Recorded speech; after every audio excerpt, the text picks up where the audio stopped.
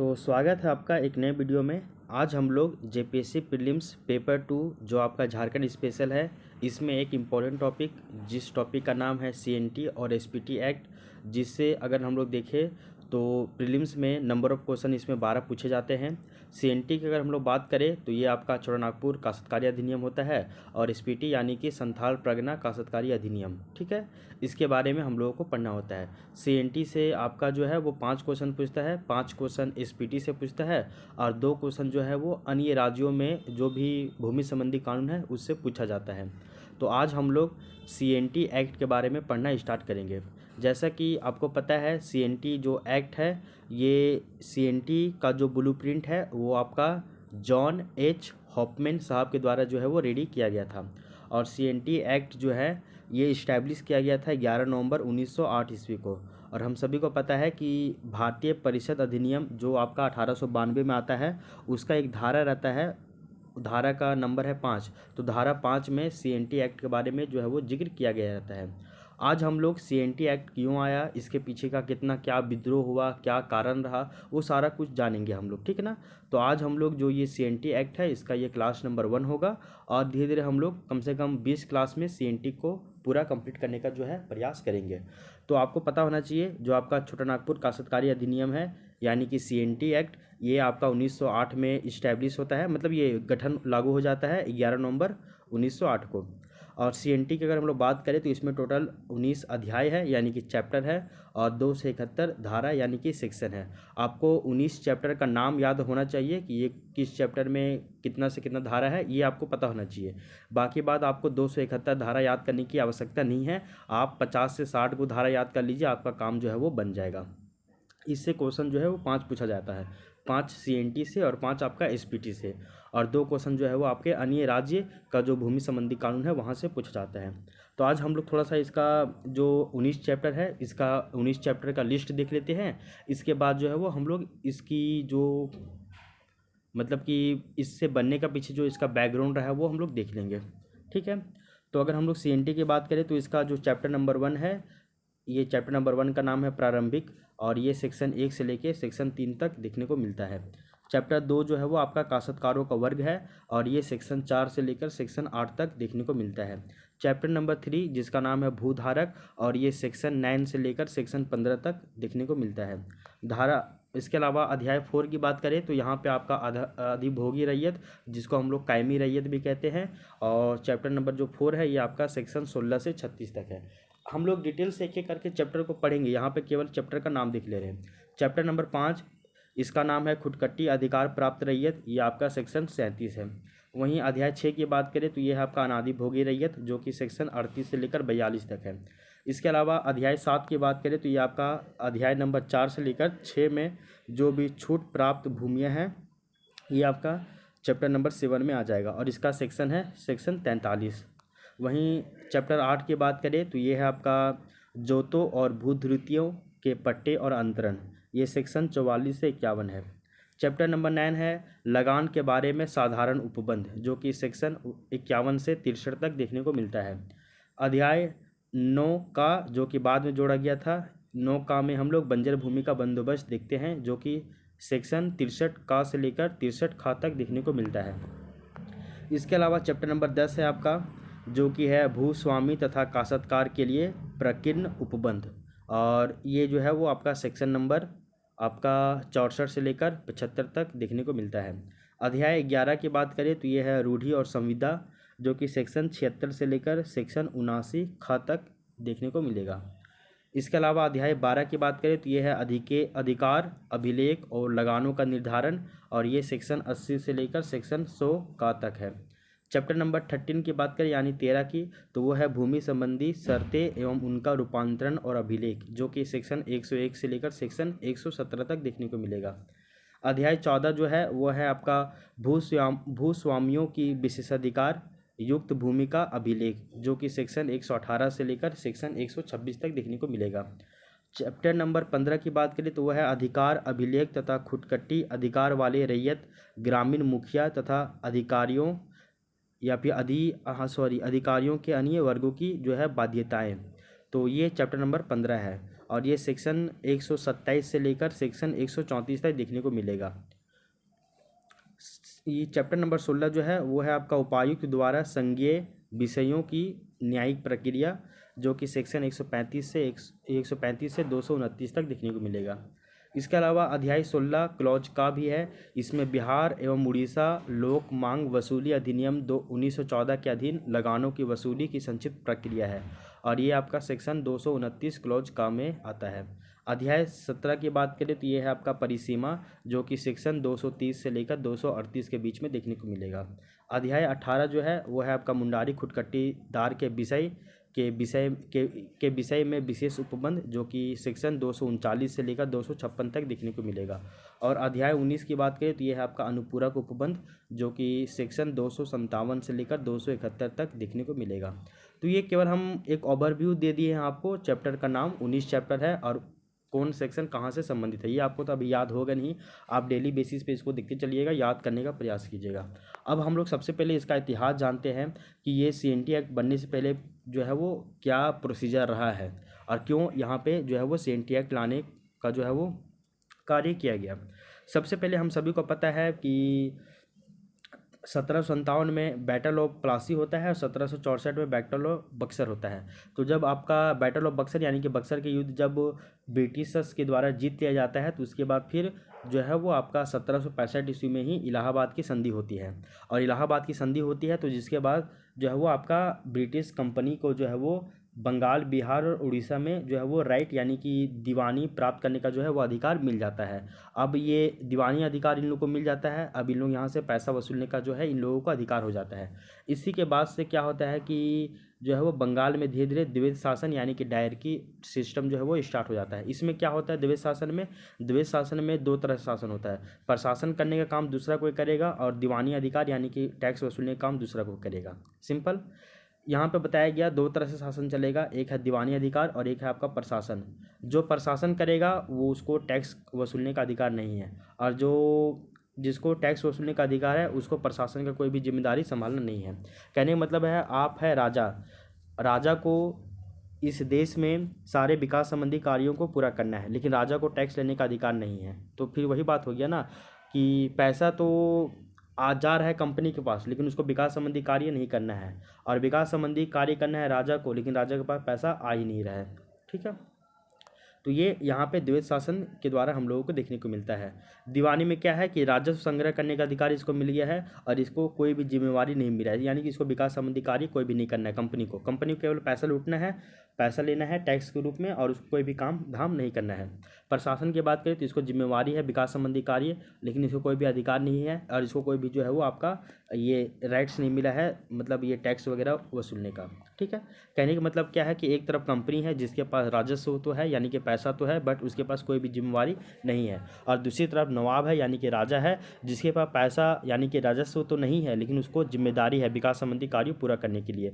दिन लोगों को लगता था कि शासन जो है वो नवाब कर रहा है, लेकिन एक्सपेक्टेशन, अब देखिए अगर हम लोग के ऊपर शासन अगर जो है राजा करेगा तो हम लोग का जो एक्सपेक्टेशन जो होगा वो राजा से ही होगा ना। तो बात वही है। तो लोगों को लगता था कि शासन जो है वो नवाब कर रहा है, देन एक्सपेक्टेशन जो है वो नवाब से लोग रखते थे, बट राज कंपनी का था और पैसा भी कंपनी के पास ही था। ओवरऑल जो यहीं से जो है वो आपका डायरकी सिस्टम यानी कि द्वैत शासन इस तरह से चलना जो है वो आपका स्टार्ट हो जाता है। यहाँ तक की जो बातें हैं आपको समझ में आनी चाहिए। अब इसके आगे की चर्चा करते हैं। आगे देखिए नोट में दिया हुआ है कि कंपनी उपनिवेशवाद भारत में 3 तरीके से अपना जाल बिछा रहा था। अब देखिए उपनिवेशवाद क्या होता है कि जब कोई बाहर से कोई सत्ता है वो हमारे देश में या फिर किसी और देश में वहाँ की राजनीतिक, सांस्कृतिक, धार्मिक सभी व्यवस्था को अपने अनुरूप चलाए, तो वो उस देश का क्या कहलाता है? उपनिवेशवाद कहलाता है। तो कंपनी भी जो है ब्रिटिश कंपनी भी इंग्लैंड से आई हुई थी और वो हमारे लिए उपनिवेशवाद ही कहलाता था। वो भारत में 3 तरीके से अपना जाल बिछा रही थी। किस तरह से वो देख लीजिए। सबसे पहले वो आर्थिक मोनोपोली, राजनीतिक मोनोपोली और सांस्कृतिक मोनोपोली या शोषण सब कुछ कर रहा था। राजनीतिक मोनोपोली मतलब होता है एकाधिकार, मतलब कि यहाँ पे केवल मेरा ही पॉलिटिकल रूप से देखा जाए तो मेरा ही अधिकार हो। तो 1764 ईस्वी में बक्सर की युद्ध जीत गया, उसके बाद उसको ज़्यादा टैक्स जो है वो लेने लगा वो, तो इससे जो है वो उसका राजनीतिक मोनोपोली भी बढ़ने लगा, एकाधिकार बढ़ने लगा। आर्थिक शोषण की बात करें तो बोला जाता है कि फंड कलेक्ट करने हेतु ताकि कंपनी और ज़्यादा स्ट्रांग हो जाए, फाइनेंशियली स्ट्रांग हो जाए। तो वो आर्थिक शोषण यानी कि अब ज़्यादा ज़्यादा जो है वो रिवेन्यू, ज़्यादा ज़्यादा जो है वो फंड कलेक्ट करने लगा कौन, कंपनी, ताकि वो आर्थिक रूप से और भी ज़्यादा क्या हो सके, फाइनेंशियली स्ट्रांग हो सके। इसके अलावा सांस्कृतिक शोषण भी कर रही थी। कहने का अर्थ है कि बहुत ज़्यादा ये इफेक्टिव अगर देखा जाए तो सबसे ज़्यादा जो अगर प्रभावित या फिर इफेक्टिव रहा तो वो आपका सांस्कृतिक शोषण रहा। कैसे, वो देख लीजिए। सबसे ज़्यादा इफेक्टिव यही रहा, ये इसलिए क्योंकि इसके द्वारा कंपनी का शासन इंडिया में काफ़ी देर तक चल सकेगा। अगर यहाँ पे सबको बोला जाता था कि आप जो है वो हिंदू धर्म से या फिर मुस्लिम धर्म से आप कन्वर्ट हो जाइए किसमें, क्रिश्चियन में, इसके लिए वहाँ पे बाकायदा जो है वो क्रिश्चियन लोगों को, पादरियों को, मिशनरियों को समय समय पे भारत भेजा जाता था। अगर सभी का विचारधारा एक रहेगा तो ऐसे में वो लंबे समय तक भारत में जो है वो शासन कर पाएंगे। ठीक है, यहाँ तक की बातें आपको समझ में आनी चाहिए। इसके अलावा देख लीजिए यहाँ पे ये सब अपने लैंग्वेज में यहाँ पे हम लिखे हैं, इसको आपको समझाने का प्रयास कर रहे हैं। झारखंड बंगाल में ही था, बट झारखंड पर कोई भी जो है वो टैक्स कोई स्वतंत्र रूप से नहीं वसूल पाया। देखिए, झारखंड में अगर देखा जाए तो प्राचीन समय में कोई टैक्स का सिस्टम था ही नहीं। मीडिएवल हिस्ट्री में थोड़ा बहुत, मुगलों के टाइम थोड़ा बहुत जो है वो टैक्स का सिस्टम था, लेकिन वो टैक्स का जो सिस्टम था वो डायरेक्ट लोगों से लगान जो है वो या फिर टैक्स जो है वो वसूला नहीं जाता था। ठीक है ना। तो ऐसे में यहाँ पे जो है वो रेगुलर कभी टैक्स व्यवस्था का प्रचलन कभी रहा ही नहीं। तो झारखंड जो है वो बंगाल में ही था और झारखंड पर कोई जो है वो टैक्स कोई स्वतंत्र रूप से नहीं कभी वसूल पाया है। मीन्स यहाँ पे रेगुलर टैक्स व्यवस्था कभी यहाँ पे रहा ही नहीं है। दिन लोगों को आदत भी नहीं रहेगा, यहाँ पे आदत नहीं था तो टैक्स लगने पर ये लोग तो विरोध करेंगे ही करेंगे। स्टार्टिंग में पब्लिक के लिए जो टैक्स था वो बहुत ही ज़्यादा नया था, यानी कि ये आपको अब लगान देना है, इस भूमि पे रह रहे हैं तो इस भूमि के लिए भी आपको लगान देना है। तो ये सभी यहाँ के रहने वाले आदिवासी जनजातीय लोगों के लिए काफ़ी ज़्यादा नया था। तथा कैश इकोनॉमी, ये नकदी जो है, नगद वाला भी जो सिस्टम यहाँ पे देखने को नहीं मिलता था, बिकॉज इससे पहले यहाँ पे सभी जो है वो आपका वस्तु विनिमय प्रणाली यानी कि बार्टर सिस्टम पे ही अपना काम धाम देखते थे। नोट, हो विद्रोह के बाद हम लोग देखते हैं कि जब आपका हो विद्रोह हुआ, फिर हो विद्रोह के बाद विल्किंसन रूल आया था, कहाँ पे, कोल्हान वाले रीजन में। देन उससे हो ट्रैप्स यानी कि हो जनजाति की समस्या का समाधान हुआ। तो हो विद्रोह हुआ, ये सभी क्या है क्या नहीं है आगे हम लोग देखेंगे। तो हो विद्रोह हुआ था, हो विद्रोह के बाद विल्किंसन रूल आया था, और विल्किंसन रूल आने के बाद जो कोल्हान वाला रीजन है यहाँ पे जो हो जनजाति है इनके समस्याओं का समाधान हुआ था। और उरांव के विद्रोह के बाद उरांव के लिए भी छोटानागपुर भूधृति अधिनियम बना था, जो कि 1869 में आया था। अधिनियम से फिर ये कानून बना था। तो इससे जो है वो उरांवों की जो है वो ज़मीनों का भी या फिर उरांव लोगों का भी जो है समस्या का समाधान हुआ। इसके बाद मुंडा जनजाति के लोगों ने मुंडा उल्गुलान किया, और मुंडा उल्गुलान करने के बाद जो है वो इसका समाधान के रूप में CNT एक्ट जो है वो सामने आता है, और इससे मुंडा की ज़मीनों का भी जो है वो समाधान होता है। स्टार्टिंग में केवल मुंडा ट्राइब्स के लिए ये आया था, बट ये बाद में आगे चलकर जो है सभी संथाल में सभी मतलब कि आगे चलकर ही यहाँ पे रहने वाले सभी लोगों के लिए जो है वो ये CNT एक्ट लाया गया। और फिर जो संथाल परगना वाला जो रीजन था वहाँ पे विशेष तरह का वहाँ पे प्रॉब्लम था, तो उसके लिए एक अलग से संथाल परगना टेन्यूर एक्ट लाया गया था। तो हो विद्रोह हुआ, उसके बाद विल्किंसन रूल आया, तो ऐसे में हो जनजाति के लिए कोल्हान वाले रीजन में विल्किंसन रूल से उसका समाधान हो गया। उरांवों के द्वारा विद्रोह हुआ तो उरांव के लिए छोटानागपुर भूधृति अधिनियम आया, फिर वही बाद में कानून बन जाता है 1869 में। मुंडा लोगों के द्वारा विद्रोह किया गया, जिसे हम लोग मुंडा उल्गुलान कहते हैं। उसके बाद उसका समाधान करने के लिए CNT एक्ट लाया गया था, और CNT जो है स्टार्टिंग में मुंडा ट्राइब्स के लिए लाया गया था, बाद में ये झारखंड में रहने वाली सभी जनजातियों के लिए यही CNT एक्ट लागू हो गया था। इसके बाद देखते हैं कि जो आपका संथाल परगना वाला रीजन था वहाँ पे एक विशेष तरह से प्रॉब्लम था, वहाँ पे अलग समस्या था। तो उस समस्या को सॉल्व करने के लिए वहाँ पे एक अलग से जो है वो आपका SPT यानी कि संथाल परगना काश्तकारी अधिनियम को वहाँ पे लागू कर दिया गया। ये समझ में आ गया। तो इस तरह से झारखंड में देखा जाए तो आपका भूमि संबंधी कानून बना था, कहाँ पे, झारखंड में। अभी ये डिटेल से पूरा नहीं समझाया गया, ये आपको एक क्रक्स दिया गया था केवल बस। ठीक है, आगे देखिए। हो जनजाति के द्वारा हम सभी को पता है कि 1831 और 1832 ईस्वी में जब कोल विद्रोह हुआ था, कहाँ पे, कोल्हान वाले क्षेत्रों में, तो वहाँ पे 1834 ईस्वी में विल्किंसन, उस समय यहाँ के जो है वो आपके वायसराय हुआ करते थे, तो विल्किंसन के द्वारा विल्किंसन रूल लाया गया था। कब, 1834 ईस्वी में। ये आपको पता होना चाहिए। तो हो जनजाति के द्वारा ही कोल विद्रोह किया गया था 1831 और 32 में, और वो कहाँ पे किया गया था, कोल्हान वाले क्षेत्र में। तो ऐसे में 1834 ईस्वी में ही हो विद्रोह के बाद क्या हुआ था, हो विद्रोह और हो लोगों द्वारा किया गया था, कोल विद्रोह भी हो लोगों के द्वारा ही किया गया था। तो इसी विद्रोह के बाद जो है वो आपका 1834 ईस्वी में विल्किंसन रूल आया था, कहाँ पे? कोल्हान वाले क्षेत्र में। इसके अलावा 1869 ईस्वी में अभी आपको बताया गया था कि छोटा नागपुर भूधृति अधिनियम लाया गया था, बाद में वही कानून बन जाता है। इसके अलावा देख लीजिए, विल्किंसन ने मुंडा मान की शासन व्यवस्था जो चलती आ रही थी इसमें ज़्यादा कुछ चेंजिंग नहीं किया। और अगर वो देखिए विल्किंसन रूल जब आया तो जो हम जानते हैं कि हो लोगों के लिए जो है, देखिए मुंडा लोगों के लिए मुंडा शासन व्यवस्था है, जबकि हो जनजाति के लिए मुंडा मानकी शासन व्यवस्था है। संथाल जनजाति के लिए मांझी प्रज्ञा शासन व्यवस्था है, और उरांव जनजाति के लिए पढ़ा पंचायत शासन व्यवस्था है। तो इन सभी शासन व्यवस्थाओं में वो ज़्यादा चेंजिंग नहीं किया। तो उसी तरह जब विल्किंसन रूल आया कहाँ पे? कोल्हान वाले क्षेत्र में, तो उस समय मुंडा मान की जो शासन व्यवस्था चल रही थी हो लोगों की, उसमें ज़्यादा वो कुछ भी चेंजिंग या छेड़छाड़ नहीं किया। साथ ही साथ कोल्हान वाले रीजन में आपका एक और एजेंसी बना दिया गया जिसको हम लोग बोलते हैं साउथ वेस्ट फ्रंटियर एजेंसी, ये भी बना दिया गया था। तो कोल्हान वाले रीजन में ही साउथ वेस्ट फ्रंटियर एजेंसी का निर्माण भी कर दिया गया था। आई होप यहाँ तक की जो बातें हैं वो आपको समझ में आई होगी। ठीक है, अब हम लोग इसके आगे की चर्चा करते हैं। ये सभी आपका जो है वो क्या रहा, तो ये सभी जो है वो आपका बैकग्राउंड रहा। अब हम लोग एक करके इसको बैकग्राउंड को और भी डिटेल से देखते हैं। CNT एक्ट से आपको 5 क्वेश्चन पूछा जाएगा, SPT से 5 क्वेश्चन पूछा जाएगा, और अदर स्टेट का जो लैंड रिफॉर्म है इससे आपका 2 क्वेश्चन पूछा जाएगा। ओवरऑल अगर नंबर ऑफ क्वेश्चन की बात करें तो ये आपका 12 हो जाएगा। अब देख लीजिए झारखंड के भूमि संबंधित कानून, ठीक ना। इसमें सबसे पहले हम लोग ऐतिहासिक पृष्ठभूमि यानी कि हिस्टोरिकल बैकग्राउंड देखते हैं। सबसे पहले इसका समाज जो है हिस्टोरिकल बैकग्राउंड कैसे देखेंगे, तो आपका सामाजिक, राजनीतिक, सांस्कृतिक, आर्थिक प्रभाव सब है, social, political, cultural, economical effect सब कुछ है। बाद में क्या हुआ, इन्हीं के कारण यहाँ पे प्रतिरोध यानी कि रेजिस्टेंस स्टार्ट हो गया था। किसके द्वारा? तो झारखंड के ट्राइब्स के द्वारा और झारखंड के किसानों के द्वारा यहाँ पे हुआ। क्यों? क्योंकि यहाँ के इन्हीं के ऊपर तो प्रभाव पड़ रहा था ना, तो दिन यही तो विरोध करेंगे ना। इसके बाद देख लीजिए, फिर 22 और 23 अक्टूबर को यहाँ पे भूमि कानून यानी कि लैंड लॉ बना था, यहाँ पे लाया गया था। किसके द्वारा? अंग्रेजों के द्वारा। उसके बाद देख लीजिए 1764 ईस्वी में बक्सर की लड़ाई होती है। उसके बाद अवध, बंगाल, दिल्ली, यहाँ पे क्या होता है देखिए, जब बक्सर की लड़ाई हुई थी तो एक तरफ आपका हेक्टर मुनरो थे जो कि ब्रिटिश कंपनी का लीडरशिप कर रहे थे, एक तरफ यहाँ पे बंगाल का नवाब था, अवध का नवाब था और दिल्ली का नवाब था। ये तीनों थे, और तीनों मिल के जो है वो ब्रिटिश कंपनी से लड़ रहे थे, फिर भी ये लोग हार गए। ठीक है ना, यहाँ तक आपको बताया गया था। जिसमें से अगर हम लोग देखेंगे तो यहाँ पे आपका जो दिल्ली में यानी कि मुगल जो अंपायर था यानी कि मुगल राजा जो था शाह आलम द्वितीय, ये सभी था इसमें। ठीक ना, और इधर से आपका हेक्टर मुनरो था। बाद में फिर क्या हुआ कि ये जो है वो आपका ब्रिटिशर्स के द्वारा जीत लिया गया। उसके बाद इलाहाबाद की संधि होती है कब? 1765 ईस्वी में।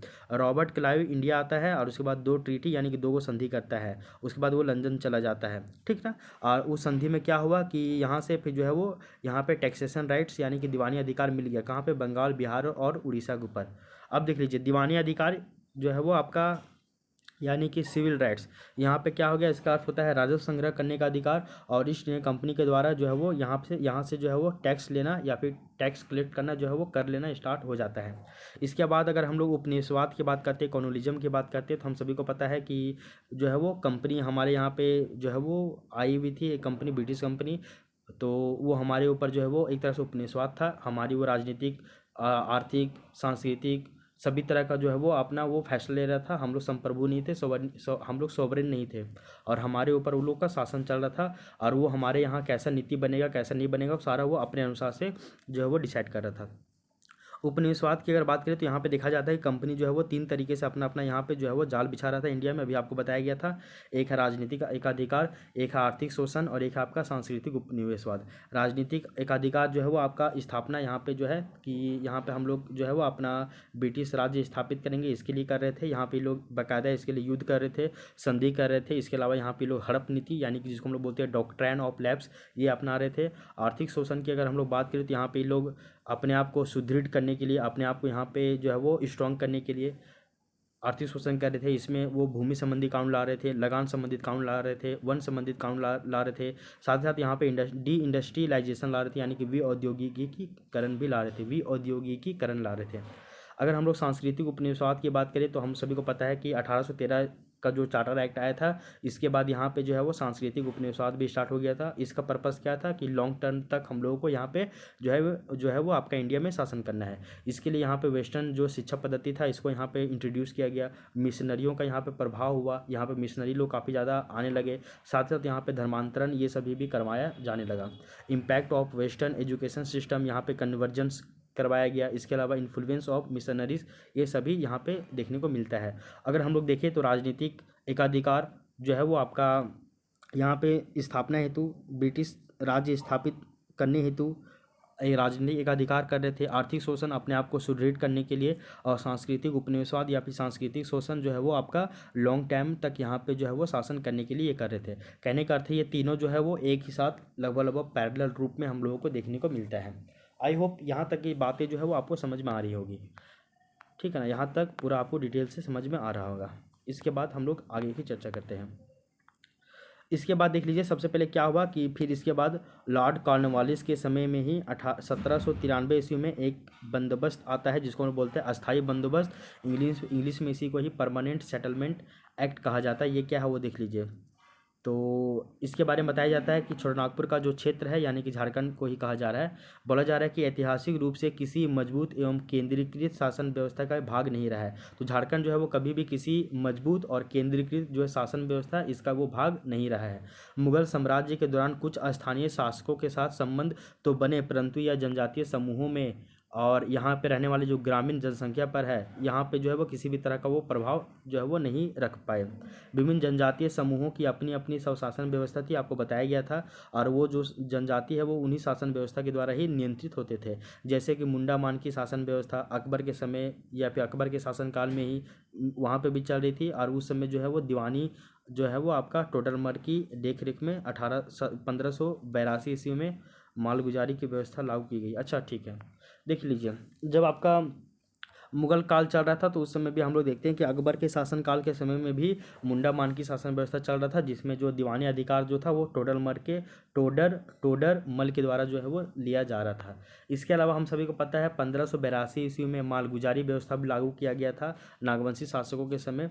इसके अलावा हम लोग को पता है कि 1750 ईस्वी तक आते आते कई सारे बदलाव भी इसमें देखने को मिलते हैं। इसके बाद 1765 ईस्वी में ब्रिटिश ईस्ट इंडिया कंपनी को इलाहाबाद की संधि के मध्य से ही बंगाल प्रांत का दीवानी अधिकार भी प्राप्त हो गया था। बंगाल ही क्या, बाकायदा बंगाल, बिहार, उड़ीसा सभी में हुआ।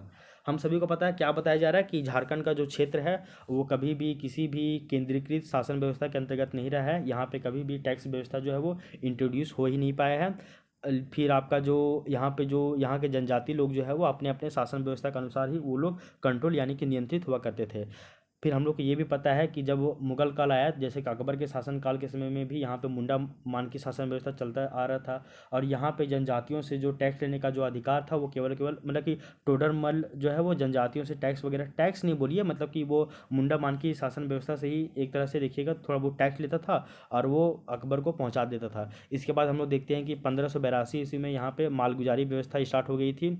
और इसके बाद अगर हम लोग देखें तो 1765 ईस्वी में जब इलाहाबाद की संधि हुई, उसके बाद बंगाल, बिहार और उड़ीसा के ऊपर जो है उसको दीवानी अधिकार मिल गया था।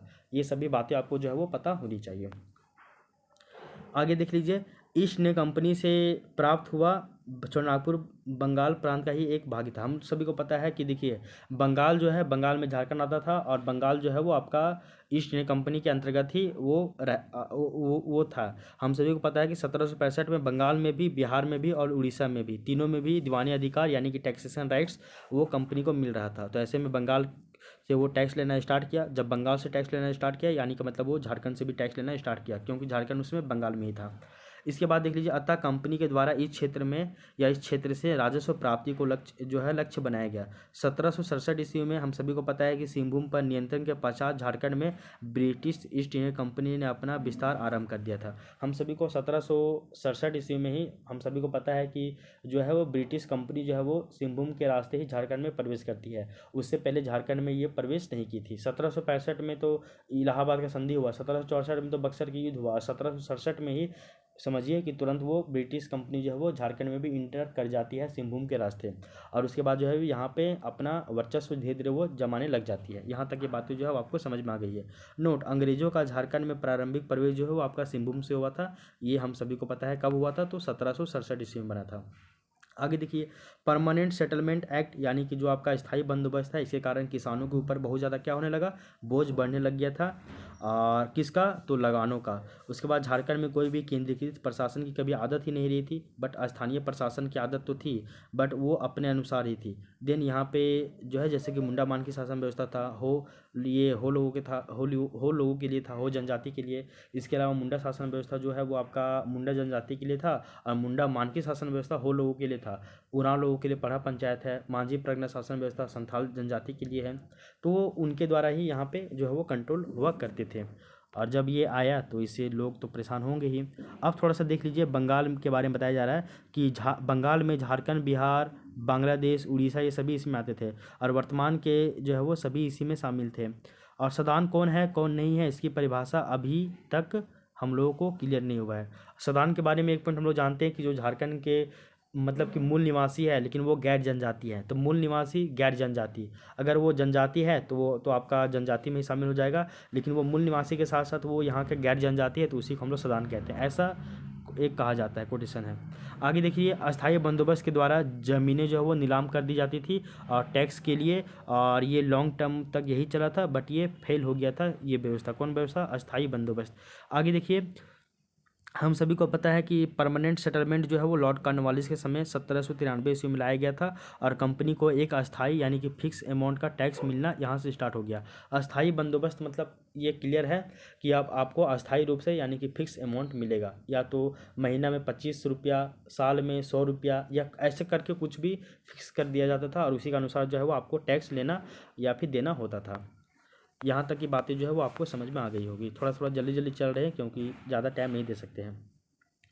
अच्छा, एक चीज़ देख लीजिए, यहाँ पे थोड़ा सा कोडकर के बारे में दिया हुआ, यहाँ पे कुछ कुछ अलग से फैक्ट जो भी दिया हुआ है ना, वो सारा कुछ आपको हम बताते हुए चल रहे हैं। कोडकर के बारे में बोला जाता है जैसे कि जो है वो भुइंयरी जो है वो उरांवों की ज़मीन है, और अगर हम लोग खुटकट्टी की बात करें तो वो आपका मुंडा की ज़मीन है। उसी तरह कोडकर जो है वो आपका सदानों की ज़मीन है। और सदान कौन है? झारखंड में कोई सदान जनजाति नहीं है। सदान कौन है? तो यहाँ का जो मूल निवासी है और वो गैर जनजाति है, वही आपका सदान है। बट एक्ट में सदान को कोई भी जनजाति नहीं माना गया है। आगे देखिए, इसके अलावा बताया गया है, अगर हम लोग देखें प्रभावों की बात करें तो इसका प्रभाव कहाँ कहाँ पड़ा है, तो वो देख लीजिए। प्रभाव यानी कि इफेक्ट की बात करें तो इसका राजनीतिक और प्रशासनिक प्रभाव, आर्थिक प्रभाव, सामाजिक प्रभाव, सांस्कृतिक और धार्मिक प्रभाव देख लीजिए। राजनीतिक और प्रशासनिक प्रभाव क्या है कि यहाँ पे स्वशासन व्यवस्था का जो है वो आपका अंत हो गया, और यहाँ पे स्थानीय राजवंशों में यहाँ पे धीरे धीरे हस्तक्षेप होना स्टार्ट हुआ। आर्थिक प्रभाव की बात करें तो गैर आदिवासी को भूमि का हस्तांतरण किया जाने लगा, और इसके अलावा विधिक कर व्यवस्था यहाँ पे लागू हो गया था। जमींदार, महाजन, इसके अलावा महाराज, सूदखोर, इन सब के द्वारा शोषण होता था। और बेगारी की बात करें तो वन उत्पादों पर ये नियंत्रण रखने का कार्य करते थे। सामाजिक शोषण की बात करें, सामाजिक मतलब ये प्रभाव की बात करें तो महिलाओं के यहाँ पे शोषण होने लगा।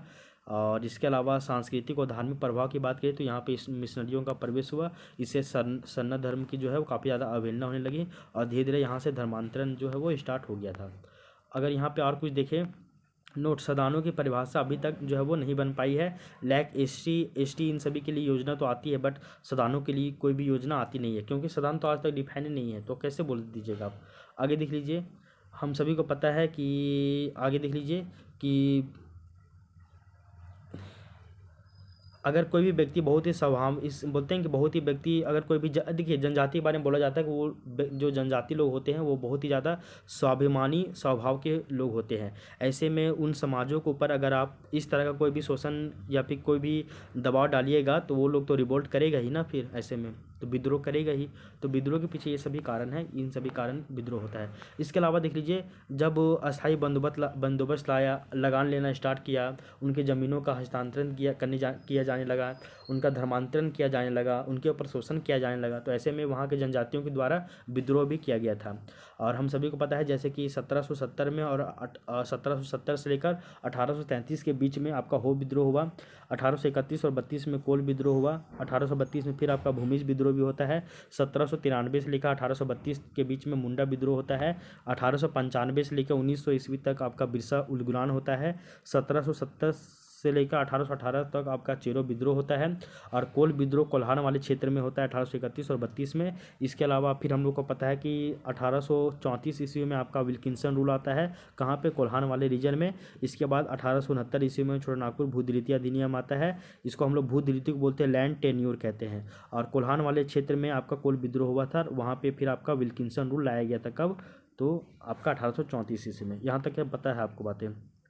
और ये सभी जितना विद्रोह का नाम लिए हैं, इन विद्रोह के कारण ही यहाँ पर झारखंड में जो है वो आपका भूमि संबंधी कानून बनाना पड़ गया था फिर, ठीक है ना। स्टार्टिंग में तो नहीं बनता, लेकिन इनके पीछे का यही सब रीजन जो अभी आपको बताया गया वही सब है, ठीक है। आगे देख लीजिए कुछ कुछ। अगर हम लोग बात करें खुदकट्टी की बात करें तो खुदकट्टी जो है वो आपका मुंडाओं की ज़मीन है, ठीक है। और भुइंयरी जो है वो उरांवों की ज़मीन है। और कोड़कर जो है वो आपका खेती योग्य बनाई गई भूमि होती है, जो कि किसका है, सदानों की भूमि होती है, ठीक ना। तो ये आपको पता होना चाहिए। तो छोटानागपुर क्षेत्र में 3 तरह की ज़मीन की बात होती है। और ये जो है वो आपका खुदकट्टी, जिसको हम लोग कट ऑफ बोलते हैं, भुइंयरी को ग्राइस ग्रीन बोलते हैं, कोड़कर को एक्सक्लूडिंग कहते हैं। ये सभी तीनों भूमि आपको देखने को मिलेगी, खुदकट्टी, भुइंयरी और कोड़कर भूमि। कोल्हान क्षेत्र में तो विल्किंसन रूल आ ही गया था, दिन वहाँ का प्रॉब्लम तो सॉल्व हुआ था।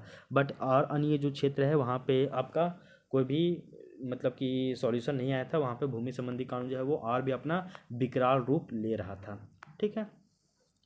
तो ये रहा थोड़ा सा आपका क्या बोलते हैं इसके बारे में, कि जो CNT एक्ट था इसके पीछे का जो रीजन कुछ कुछ था, ये आपको थोड़ा सा हम अपने लैंग्वेज में भी बताने का प्रयास किए, फिर जो इसमें लिखा हुआ उसको भी बतलाने का प्रयास किए हम।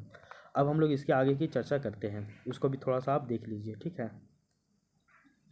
इसके बाद हम सभी को पता है कि 1834 में जो आपका विल्किंसन रूल आया था, कहाँ पे, कोल्हान वाले रीजन में, उसके बारे में भी थोड़ा सा हम लोग पढ़ लेते हैं। हम सभी को पता है कि विल्किंसन रूल जो है वो 1834 में आता है, कहाँ पे आता है, कोल्हान वाले रीजन में आता है। उसके बाद कोल्हान क्षेत्र में ही आपका साउथ वेस्ट फ्रंटियर एजेंसी का भी जो है वो स्थापना कर दिया जाता है, ये भी पता हो गया आपका। आगे देख लीजिए, गवर्नमेंट आपका गवर्नर एजेंट द्वारा दीवानी मामले में फर्स्ट विल्किंसन, ये अभी हटाइए, आगे कीजिए। विल्किंसन रूल के बारे में देखते हैं, जो कि 1834 में आया था। बोला जाता है कि 1793 में तो आपका अस्थाई बंदोबस्त आया, मतलब कि एक फिक्स कर दिया गया अमाउंट, कितना अमाउंट आपसे लिया जाएगा, वो स्थाई मतलब फिक्स। तो 1793 में अस्थाई बंदोबस्त आया था, जो कि ज़्यादा सक्सेस नहीं किया था। उसके पश्चात जमींदारों के द्वारा छोटानागपुर क्षेत्र में कई प्रकार के कर जो है वो यानी कि टैक्स लगाए गए थे।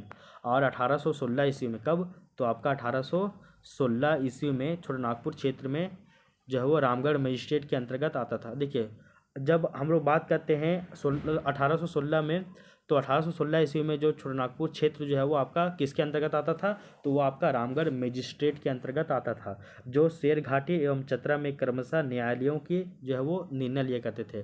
तो रामगढ़ मजिस्ट्रेट का न्यायालय कहाँ पे था, शेर घाटी में था और आपका चतरा में था। आगे देखिए, 1820 ईस्वी में पोरहाट राजा के द्वारा अंग्रेजों से संधि कर ली गई, और इस संधि के अनुसार पोरहाट राजा ने अंग्रेजों को वार्षिक कर देना स्वीकार कर लिया।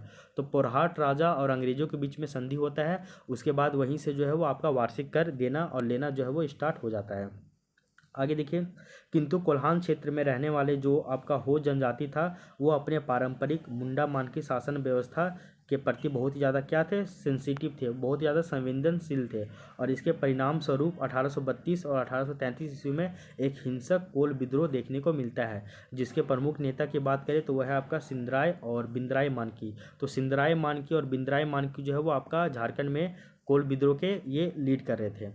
आगे देखिए, गवर्नर जनरल के एजेंट जिनका नाम था थॉमस विल्किंसन ने बलपूर्वक इस जनजाति का जो है वो दमन किया, और हो जनजाति जो है वो यहाँ पे बहादुर पूर्वक लड़े थे, लेकिन अंततः वो लोग भी ब्रिटिश सेना के सामने अपने आप को आत्मसमर्पण कर ही दिए थे।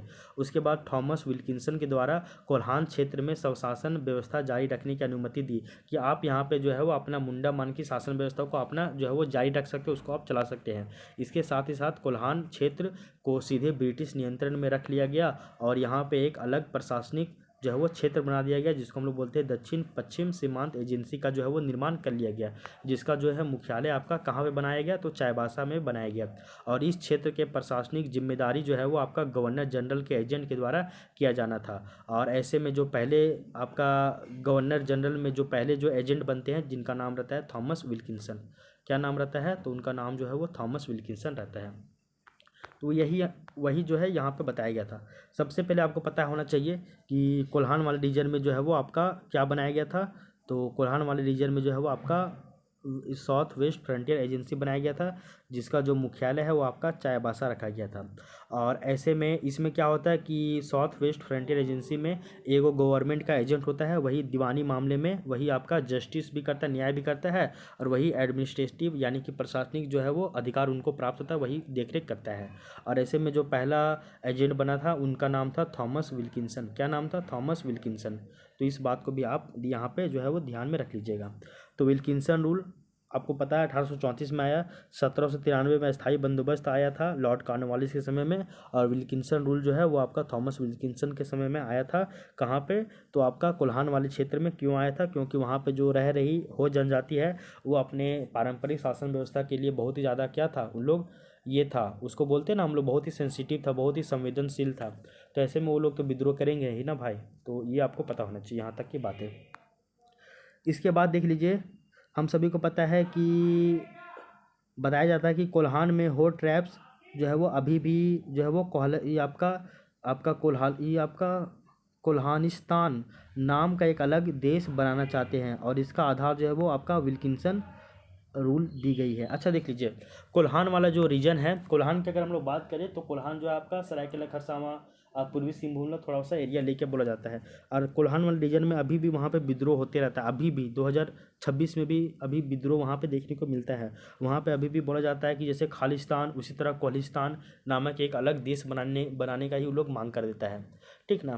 तो ये सभी जो है वो आपको देखना पड़ेगा रीजन पीछे का। तो यहाँ तक की जो है बातें आपको समझ में आई होगी। तो क्या बताया गया है कि 1834 में विल्किंसन रूल आया। तो विल्किंसन रूल जो है वो हो विद्रोह को शांत करके और हो जनजाति को कंट्रोल करके और कोल्हान वाले रीजन को ब्रिटिश नियंत्रण में लाने के लिए इसको जो है वो आपका लाया गया था। और इसी समय यहाँ पे जो है वो आपका दक्षिण पश्चिम सीमांत एजेंसी का निर्माण किया गया था, जिसका जो मुख्यालय है वो चाईबासा को बनाया गया था। और इस क्षेत्र का जो प्रशासनिक जिम्मेदारी है वो आपका गवर्नर जनरल के एक एजेंट को दिया गया था। और उस एजेंट का नाम था, जो पहले बने थे उनका नाम था आपका थॉमस विल्किंसन। आई होप ये लाइन जो है वो आपको समझ में आ गया होगा। अब थोड़ा सा हम लोग इसके बाद का जो थोड़ा सा कहानी है उसको हम लोग थोड़ा सा देख लेते हैं। उसके बाद फिर हम लोग जो है वो आपका एक एक करके CNT एक्ट के बारे में पढ़ेंगे। उससे पहले हम लोग थोड़ा सा छोटा नागपुर भू रीति अधिनियम पढ़ लेंगे, उसके बाद हम लोग जो है वो आपका CNT एक्ट स्टार्ट कर देंगे, ठीक है। तो थोड़ा सा इसके पीछे का हल्का सा कहानी देख लीजिए, थोड़ा सा इंपॉर्टेंट है इसलिए। सबसे पहले अगर हम लोग बात करें तो खुटकट्टी की बात करें तो ये आपका मुंडाओं की ज़मीन है। कहने का अर्थ है कि मुंडाओं के द्वारा जंगल को साफ करने के बाद जो खेती योग्य बनाई गई भूमि है उसी को हम लोग खुटकट्टी भूमि कहते हैं। और भुइंयारी की बात करें तो ये उरांवों की ज़मीन है, यानी कि उरांव जनजाति के द्वारा जंगल को साफ करके खेती योग्य बनाए गए भूमि को हम लोग उरांवों की भूमि कहते हैं, यानी कि भुइंयारी भूमि। कोड़कर जो है वो आपका जो है वो कि कोड़का जो है वो आपका सदानों की ज़मीन को ही हम लोग बोलते हैं, लेकिन ये अभी कथन गलत है। गलत क्यों है? क्योंकि सदान कौन है ये अभी तक तो डिफाइन है ही नहीं, लेकिन सब बुक में सदान को ही बोला जाता है, इसलिए हम लोग भी मानेंगे सदानों की ज़मीन को कोड़कर कहते हैं। कोड़कर जो है वो आपका खेती योग्य बनाई गई भूमि जो है उसी को हम लोग कहते हैं, जो कि सदानों की भूमि कहलाती है। और आगे देख लीजिए, सबसे पहले आपको पता होना चाहिए कि 1834 ईस्वी में आपका, नहीं इससे भी पहले देखिए 1793 में आपका अस्थाई बंदोबस्त आया था लॉर्ड कॉर्नवालिस के समय में। उसके बाद 1834 में आपका ये आपका बोलते हैं ना कि थॉमस विल्किंसन के समय में ही जो है वो आपका विल्किंसन रूल आता है। उसके बाद 1869 ईस्वी में आपका छोटा नागपुर भू रीति अधिनियम आता है। उसके बाद 1908 ईस्वी में जो है वो आपका छोटा नागपुर काश्तकारी अधिनियम आता है, ठीक है। आगे देख लीजिए, ये जो बारे में बताया जा रहा है कि CNT जो है वो यहीं से प्रभावी होता है। और CNT जो है वो आपका झारखंड में 5 गो प्रमंडल है, जिसमें से 4 गो प्रमंडल में ये प्रभावी होगा। केवल संथाल प्रमंडल को छोड़कर अगर हम लोग देखें तो 4 गो प्रमंडल में जो है वो आपका CNT एक्ट ही जो है वो आपका चल रहा है। आगे देख लीजिए, ये सभी जो है वो आपका भूमि संबंधी कानून ही है। इससे पहले हम जानते हैं कि 1793 में आपका ये अस्थाई बंदोबस्त आया, 1834 में विल्किंसन रूल आया, 1834 में ही आपका जो है वो साउथ वेस्ट फ्रंटियर एजेंसी भी आता है, 1869 में जो है वो आपका छोटा नागपुर भू रीति अधिनियम आता है, 1908 में आपका छोटा नागपुर काश्तकारी अधिनियम आता है। ये सभी जो है वो आपका भूमि संबंधी ही कानून है, जिसमें 1908 वाला अभी जो है वो लागू है, तथा इसके अलावा 1834 और 1793 और आपका 1869 वाला जो है वो अब आपका निष्प्रभावी है, यानी कि उसको अब पूरी तरीके से हटा दिया गया, बंद कर दिया गया, ठीक है। आगे देखिए, विल्किंसन रूल की बात करें तो विल्किंसन रूल के बारे में बताया जा रहा है कि विल्किंसन रूल के द्वारा एक अलग प्रशासनिक इकाई बनाया गया जिसको हम लोग बोलते हैं साउथ वेस्ट फ्रंटियर एजेंसी, जिसका मुख्यालय जो है वो आपका चाईबासा में रखा गया। और बोला जाता है कि विल्किंसन रूल डायरेक्ट ब्रिटिश नियंत्रण में आ गया था। विल्किंसन रूल के द्वारा जो कोल्हान वाला जो क्षेत्र है जहाँ पे हो जनजाति के द्वारा और मतलब कि कोल विद्रोह और आपका हो विद्रोह किया गया था, ऐसे में उसको दबाने के बाद जो है वो कोल्हान वाला रीजन पूरा ब्रिटिश नियंत्रण में ही आ गया था। और विल्किंसन रूल इसका जो प्रशासनिक जिम्मेदारी जो है वो आपका गवर्नर जनरल के एजेंट के द्वारा किया जाता था। और ऐसे में जो फर्स्ट एजेंट बने थे इनका नाम है थॉमस विल्किंसन साहब। और साउथ वेस्ट फ्रंटियर एजेंसी का जो हेडक्वार्टर है वो आपका चाईबासा में है। यहाँ तक की बातें आपको समझ में आ गई है। आगे देख लीजिए, एक और वर्ड होता है जिसको हम लोग बोलते हैं मुख्तार। मुख्तार क्या है? तो गाँवों में ज़मीन संबंधी मामलों का ये जानकार होता है। तो हम लोग देखते हैं गाँव में अभी भी देखते हैं कि हम लोग का जो गाँव है यहाँ पे ज़मीन संबंधी जो भी मामला है उन सभी मामलों का जो जानकार व्यक्ति है उसको हम लोग जो है वो आपका मुख्तार के नाम से जानते हैं।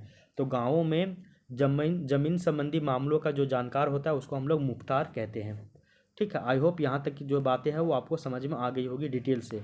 अब जो है वो हम लोग थोड़ा सा जानेंगे छोटानागपुर भूदरीति अधिनियम के बारे में, लेकिन उसके बारे में जो है वो हम लोग कहाँ पे पढ़ेंगे, वो हम लोग कल की क्लास में पढ़ेंगे, आज उसको हम लोग पढ़ेंगे नहीं।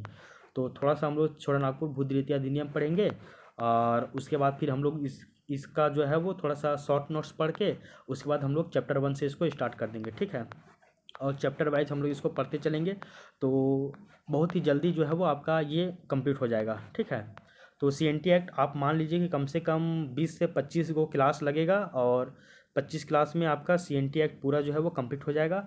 और 20 क्लास कम से कम या 15 क्लास कम से कम जो है वो SPT एक्ट में लगेगा और वहाँ से आपका SPT एक्ट भी जो है वो पूरा कंप्लीट हो जाएगा। तो आई होप वीडियो आपको पसंद आ रहा होगा और आप इस वीडियो में लगातार बने रहिए, इसको देखते रहिए और याद करने की कोशिश कीजिए। ठीक है, तो इस क्लास को हम लोग यहीं तक रहने देते हैं। अब हम लोग मिलते हैं नेक्स्ट वीडियो में। तो तब तक के लिए thank you, take care, bye bye, आपका दिन शुभ हो।